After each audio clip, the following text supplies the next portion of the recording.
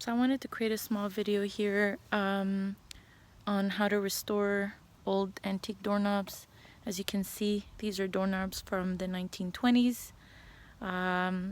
They've tested positive for lead, so I wanted to remove that coating and paint them. So I used 220 sanding paper. This is the result. It takes about a minute or two to sand each of these by hand.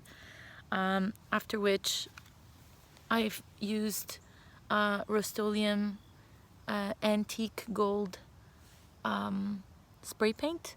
So I'll show the bottle. Vintage gold, sorry. Aged metallic vintage gold. And I sprayed a little bit also of the brilliant metal finish, a darker antique brass version as well. And these are the results.